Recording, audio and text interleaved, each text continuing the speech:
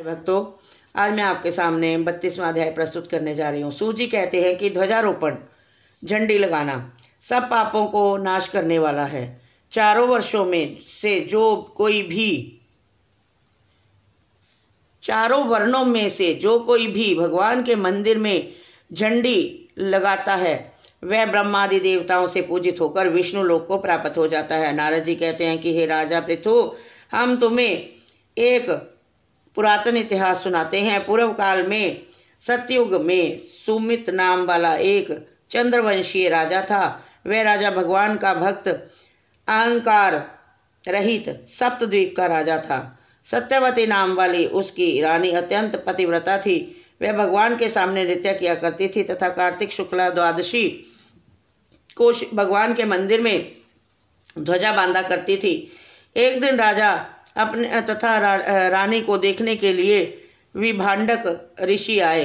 राजा ने उनका अत्यंत आदर सत्कार किया।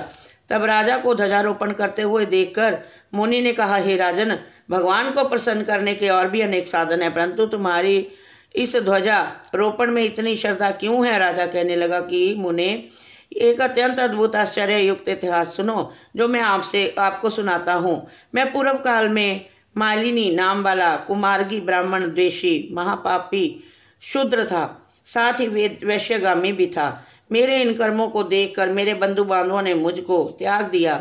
इसके बाद मैं वन में जाकर एक टूटे हुए विष्णु मंदिर में रहने लगा और वन में मृगादि जीव जंतुओं को मारकर पेट भरने लगा।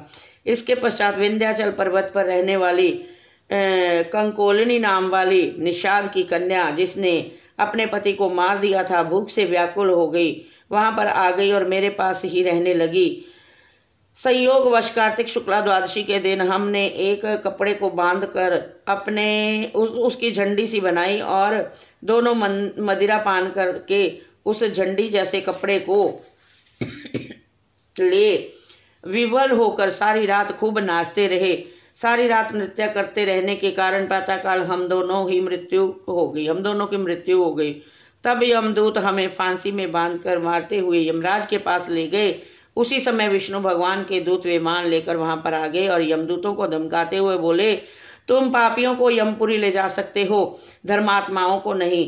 परंतु यमदूत भी अत्यंत क्रोधित होकर कहने लगे कि यह दोनों महापापी हैं, इस कारण यह यमपुरी ले जाने के योग्य हैं। इन दोनों ने जीवन भर एक भी पुण्य कार्य नहीं किया है। तब विष्णु पार्षद कहने लगे कि महाखेद की बात है कि तुमको धर्म अधर्म का कुछ भी ज्ञान नहीं।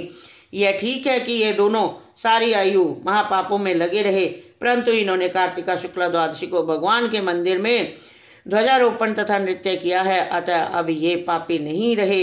इनके संपूर्ण पाप नष्ट हो गए हैं, इस कारण ये विष्णु लोक को जाने के अधिकारी हैं, भले ही इन्होंने अनजाने में ही यह सब कार्य किए हैं। इसके पश्चात विष्णु भगवान के दूत उन दोनों को विमान में बिठाकर विष्णु लोक को ले गए।